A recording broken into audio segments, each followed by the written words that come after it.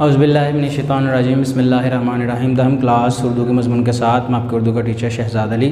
Class जैसा कि हम जो मज़मून पढ़ रहे हैं वो है नज़रिया पाकिस्तान और उसके मुसन्निफ़ का नाम है डॉक्टर ग़ुलाम मुस्तफ़ा।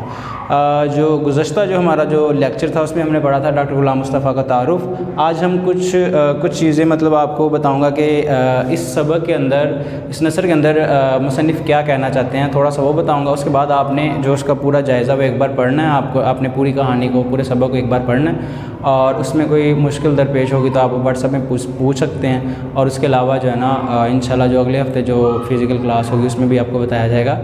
अच्छा, क्लास सबसे पहले नज़रिया पाकिस्तान के मुसन्निफ़ का नाम डॉक्टर ग़ुलाम मुस्तफ़ा। डॉक्टर ग़ुलाम मुस्तफ़ा इसमें क्या कहना चाह रहे हैं? वो ये कहना चाह रहे हैं कि जो नज़रिया पाकिस्तान से मतलब सबक से जो नाम से ज़ाहिर होना चाहिए कि जो पाकिस्तान जब बनने वाला था, पाकिस्तान के क़याम से पहले, ठीक है, जो नज़रिया मुसलमानों ने और तमाम जो जद्दोजहद करने वाले जो लोग थे, जिन्होंने कोशिशें की पाकिस्तान के लिए, अपनी जानें तक कुर्बान की और अपना इल्म से और बहुत सारी जो है ना मुख्तलिफ़ जद्दोजहद करके जो है ना पाकिस्तान को बनाने में जिनका हाथ है बहुत ज़्यादा, उनके बारे में बताया गया है कि उन्होंने जो पाकिस्तान बनने से पहले वाले जो लोग हैं, जो जैसा कि सर सैयद अहमद ख़ान, सबसे पहले जो आगाज़ हुआ जो पाकिस्तान की मुसलमानों के हक़ में जो आगाज़ हुआ वो सर सैयद अहमद ख़ान ने किया। उसके बाद फिर अल्लामा इक़बाल, ठीक है, उसके बाद कायद आज़म जो अहम नाम है, ठीक है, तारीख़ के कायद आज़म लियाक़त अली ख़ान, उस तरह बहुत सारी और हस्तियाँ हैं जिन्होंने मिलकर पाकिस्तान के लिए बहुत सारी जद्दोजहद की और तब जाकर पाकिस्तान जो है क़याम में आया। और अब वो ये कहना चाह रहे हैं कि अब पाकिस्तान बनने के बाद अब भी इस वक्त पाकिस्तान को, इस मुल्क को पाकिस्तान से अंदरूनी और बैरूनी तौर पर बहुत सारे जो ख़तरात हैं वो लाहक हैं, ठीक है। अब उनसे बचने के लिए हमें दोबारा उन जैसी हस्तियां चाहिए जिन्होंने पहले मेहनत की थी और वो वलवला, वो जोश जो है ना हमें मुसलमानों के अंदर जगाना है। अब देखें, क़याम पाकिस्तान से पहले कि अल्लामा इक़बाल अपनी शायरी के ज़रिए, अपने जो खुतबे थे उनके ज़रिए जो है ना मुसलमानों के अंदर जोश और वलवला पैदा करते थे। और दूसरी तरफ कायद आज़म कानूनी तौर पर जो है ना तमाम चीज़ें उनका हल निकालते थे और सियासी तौर पर अपने जहन अच्छी काबिलियत की बुनियाद पर और जहनीत की बुनियाद पर वो हल वगैरह निकालते थे। और इसी तरह अल्लामा इक़बाल उनके अंदर जोश वगैरह पैदा करते थे और इसी तरह मुसलमानों ने जोश में रहकर, ठीक है, और अपने लिए कदम उठाया। सबसे पहले सर सैयद अहमद ख़ान ने ये दो कौमी नज़रिया पेश किया, उसके बाद अल्लामा इक़बाल ने किया और कायद आज़म ने भी यही नज़रिया पेश किया। दो कौमी नज़रिया बुनियादी तौर पर क्या है कि जो मुसलमान और जो काफ़िर हैं, अब दुनिया में दो कौमें हैं, सिर्फ़ और सिर्फ दो कौमें, एक मुसलमान और उसके अलावा जो मुसलमान नहीं है वो एक ही कौम में आता है। उसमें हिंदू भी हैं, ईसाई भी हैं, ठीक है, और बुद्ध परस्त भी हैं और सारे जितने भी जो नॉन मुस्लिम हैं, जो मुसलमान नहीं हैं, काफ़िर हैं, वो दूसरी कौम के अंदर आते हैं। तो उससे कहते हैं दो कौमी नज़रिया। अब जो बरसगीर हिंद था उसमें दो कौमें, मतलब मुख्तलिफ़ किस्म की कौमें जो आबाद थी। पहले इन्होंने जद्दोजहद की कि वो कौमें वहीं पर जो है ना अच्छे तरीके से आबाद हैं, लेकिन बाद में जब इनको दो कौमी नज़रिया का मतलब समझ आया तो फिर उन्होंने कहा कि इन दो कौमों का आपस में एक साथ रहना मुश्किल नहीं, नामुमकिन है। किस वजह से? इनके नज़रियात मुख्तलिफ़ हैं, इनका जो रहन सहन मुख्तलिफ़ है, इनकी सकाफ़त मुख्तलिफ़ है एक दूसरे से। इस वजह से वो एक दूसरे के साथ नहीं रह सकते बल्कि एक दूसरे से अलग ही इनको रहना पड़ेगा। क्यों? अब देखें, एक मिसाल है कि हम जो हैं अभी बड़ी ईद इंशाल्लाह आने वाली है, हम बड़ी ईद पे जो गाय को जो है वो ज़िबा वगैरह करते हैं, ठीक है, और उसी के बरअक्स जो हिंदू हैं वो क्या समझते हैं, उसको अपनी माँ का दर्जा देते हैं और उसकी पूजा वगैरह करते हैं, ठीक है। तो इसी तरह बहुत सारे नज़रिया जो मुख्तलिफ थे जिसकी बिना पर हमें पाकिस्तान को अलग करना पड़ा। नहीं तो उधर रहते तो कोई मुश्किल नहीं थी, लेकिन ये जो दो कौमी नज़रिया है वो उसकी बुनियाद पर हमें पाकिस्तान अलग करना पड़ा। और उसमें जो है मुसलमानों के जो अजीम जो रहनुमा जो लीडर हैं, सियासी लीडर, ठीक है, वो और मुसलमानों ने बहुत जो मेहनत की जो इस वक्त पाकिस्तान में मौजूद हैं। इन लोगों ने भी इन जो हमारे आबाओ अजदाद हैं, कहने का मतलब हमारे आबाओ अजदाद जो पाकिस्तान में रह रहे हैं, इनके आबाओ अजदाद ने भी बहुत मेहनत की।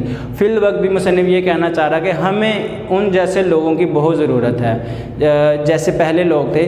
अब आजकल तो इस तरह के लोग नहीं पाए जाते, बहुत कम होते, लेकिन उस तरह के लोगों की ज़रूरत है। आजकल जो ज़्यादातर जो सियासी लीडर हैं वो आपको पता है मुल्क को बेच कर खा रहे हैं। तो अल्लाह पाक उन्हें हिदायत दे और हमें जो है ना इस मुश्किल वक्त से जो है ना निकाले, और हमें कोई हज़रत उमर फ़ारूक रज़ी अल्लाह ताला अन्हु जैसा जो है ना कोई लीडर जो है वो अता करे। और उसके अलावा क्लास ये मुसन्निफ़ ये बताना चाह रहा है। अब उसके अलावा आपने नज़रिया पाकिस्तान का जो सबक है वो पूरा पढ़ना है, ठीक है। और उसके अल्फाज मैं आपको बता देता हूँ आसानी के लिए, वो मैं लिखवा देता हूँ, ठीक है। आज हम अल्फाज में नहीं करेंगे इसके।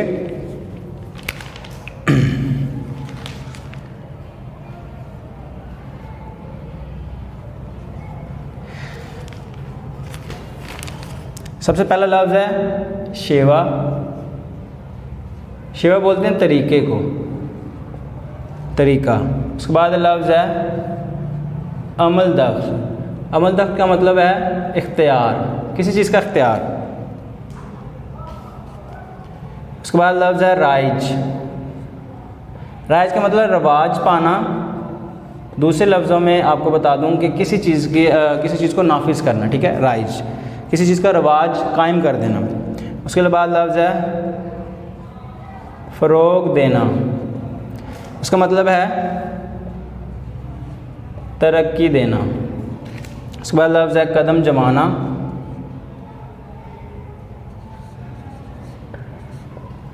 ज़ोर पकड़ना, यहाँ पे कब्ज़ा करना। उसके बाद लफ्ज़ है एहसास से कमतरी।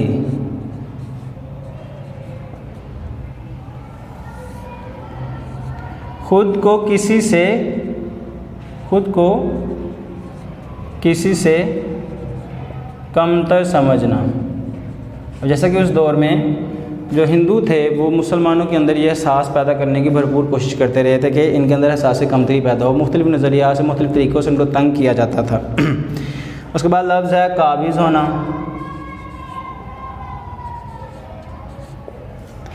काबिज़ होना, कब्ज़े में लेना।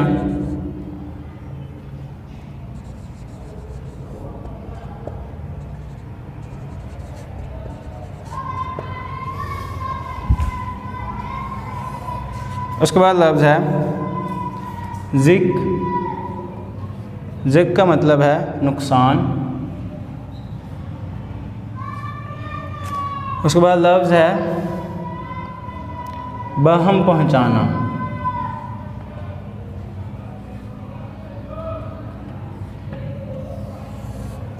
बहम पहुँचाना, मुहैया करना।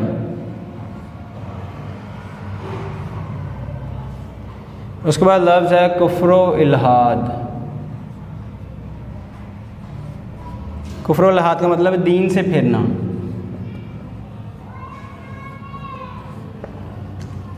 उसके बाद लफ्ज़ है रवादारी। रवादारी का मतलब है तहम्मुल मिजाजी। उसके बाद लफ्ज़ है निफाक। निफाक का मतलब है नाइंसाफ़ी। उसके बाद लफ्ज़ है इंतशार। इंतशार का मतलब है बेचैनी। उसके बाद लफ्ज़ है मुस्तहकिम। मुस्तहकिम का मतलब है मज़बूत। उसके बाद लफ्ज़ है शुद्धि। शुद्धि क्लास एक तहरीक चलाई गई थी जिसमें क्या किया जाता, मुसलमानों को हिंदू बनाया जाता था। देखें, एक जैसे यहाँ पे भी था, एक मुजाहिदीन की तहरीक थी। छोटे बच्चों को पकड़ के उनका जो ब्रेन वॉश किया जाता, दिमाग में ये चीज़ें डाल दी जाती थी कि आपने अल्लाह ताला के लिए कुर्बान होना। हालांकि ये चीज़ें गलत हैं। जहाद उस सूरत में होता है, मतलब एक इंसान अपने होश व हवास में करता है। एक बच्चे को पकड़ के अगर वो कोई चीज़ की जाए तो वो गलत होती है। बच्चे जो है ना जिहाद के काबिल होते हैं। नौजवान जो है, जिहाद बहुत ही आला जो है ना चीज़ है। नौजवान जो है वो उस इंसान को जिहाद करना चाहिए, और सूरत हाल कुछ ऐसी होती है। और दूसरी तौर पर तब जो है ना शुद्धि जो तहरीक चली थी, उसमें जो है मुसलमानों को हिंदू बनाने के लिए तहरीक चलाई गई थी। बच्चों को पकड़ के या जिनका दिमाग कमज़ोर था उनको पकड़ के इस्लाम से हटाया जाता था। उनके दिमाग में जो ये कहा जाता था कि अल्लाह भी एक जैसे, ये जो भगवान है वो सब एक ही हैं, ये चीज़ उनके दिमाग में डाली जाती थी। तो वो शुद्धि तहरीक थी।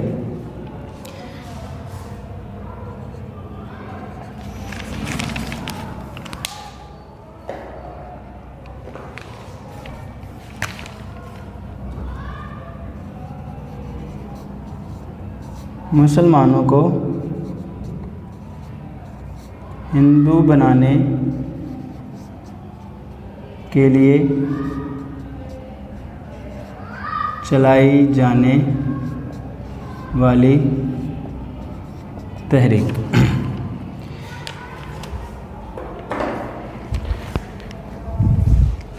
अच्छा, उसके बाद लफ्ज़ है क्लास मुश्तरका।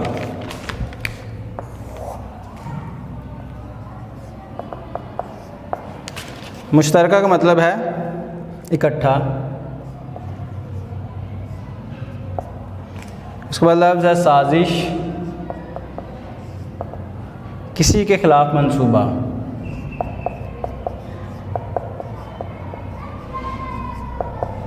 उसके बाद लफ्ज़ है वलवला।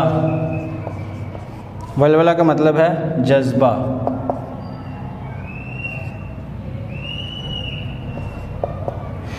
उसके बाद लफ्ज़ है नज़रअंदाज करना।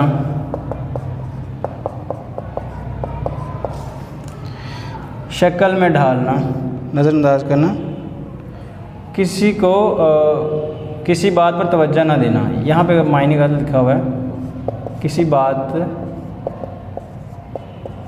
तवज्जो ना देना।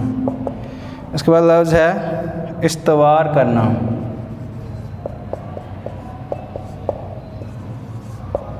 कायम करना। उसके बाद लफ्ज़ है क़यास करना, अंदाज़ा लगाना।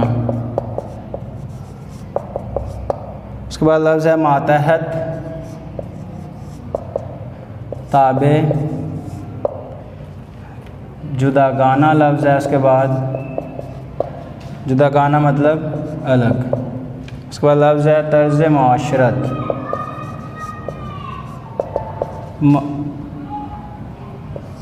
मुआशरे में रहने के तौर तरीके।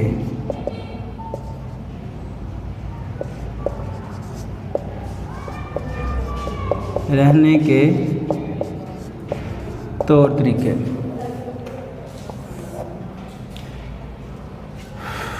ये दोबारा देख लें लफ्ज़। पहला है शेवा, तरीका, अमल, दख्ल, इख्तियार, राइज, रवाज पाना, फ़रोग देना, तरक्की देना, कदम जमाना, ज़ोर पकड़ना, एहसास कमतरी, ख़ुद को किसी से कमतर समझना। काबिज़ होना, कब्ज़े में होना, कब्ज़े में लेना। ज़िक मतलब नुकसान, बहम पहुँचाना, मुहैया करना, कुफ्र, इल्हाद, दीन से फिरना, रवादारी, तहम्मुल, मिजाजी, निफाक, नाइंसाफ़ी, इंतशार, बेचैनी, मुस्तहकीम, मजबूत, शुद्धि जो है मुसलमानों को हिंदू बनाने के लिए चलाई जाने वाली तहरीक। मुश्तरका इकट्ठा, साजिश किसी के ख़िलाफ़ मंसूबा, वलवला जज्बा, नज़रअंदाज करना, किसी बात पर तवज्जो ना देना, इस्तवार कायम करना, क़यास करना, अंदाज़ा लगाना, मातहत, ताबे, जुदागाना, अलग, तर्ज़ माशरत, माशरे में रहने के तौर तरीके।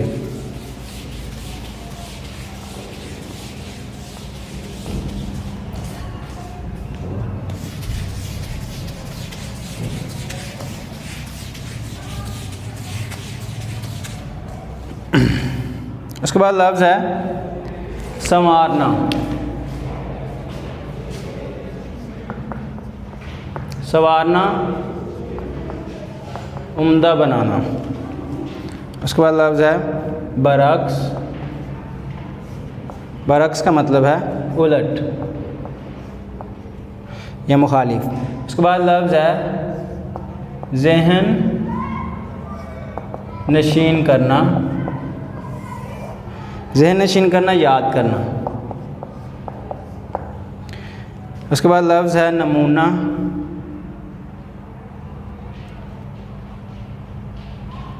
लफ्ज़ बीच में था एक,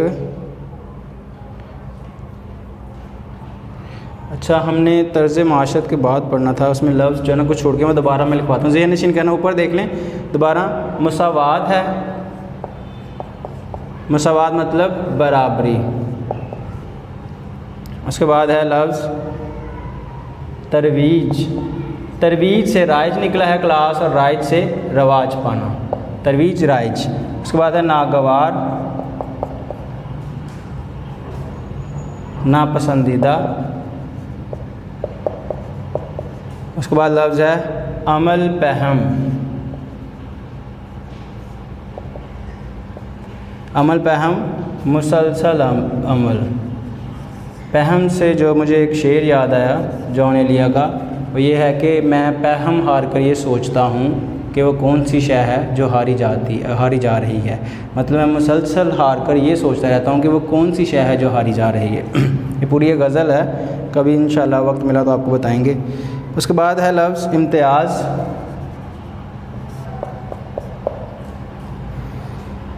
फ़र्क।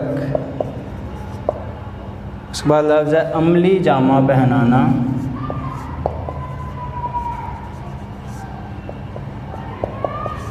अमली जामा पहनाना काम मुकम्मल करना।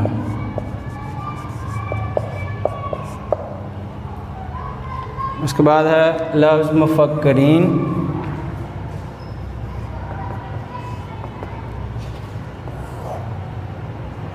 सोच विचार करने वाले। उसके बाद लफ्ज़ है मिल्लत इस्लामिया।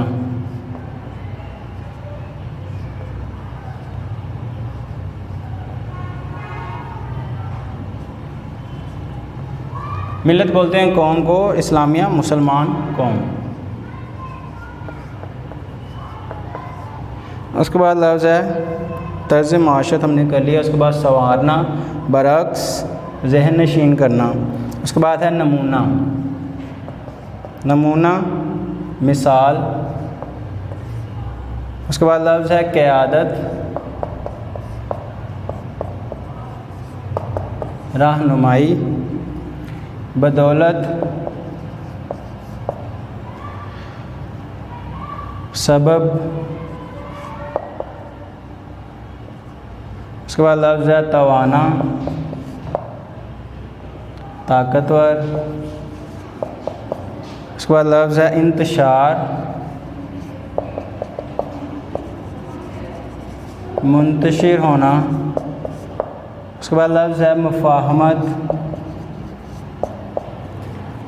सुलह।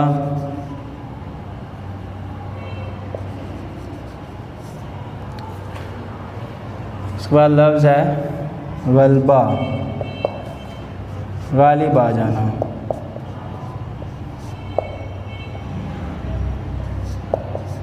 क्लास ये अल्फाज मायने थे इसके। और दोबारा ये देख लें, सवारना उम्दा बनाना, बरक्स उल्ट, जहन नशीन करना याद करना, मसावात बराबरी, तरवीज राइज, नागवार नापसंदीदा, अमल पहम मुसलसल अमल, इम्तियाज़ फ़र्क, अमली जामा पहनाना, मुकाम मुकम्मल करना, मुफक्किरीन सोच विचार करने वाले, मिल्लत इस्लामिया मुसलमान कौम, नमूना मिसाल, क़यादत रहनुमाई, बदौलत सबब, तवाना ताकतवर, इंतशार मुंतशिर होना, मुफ़ाहमत सुलह, गलबा गालिब आ जाना।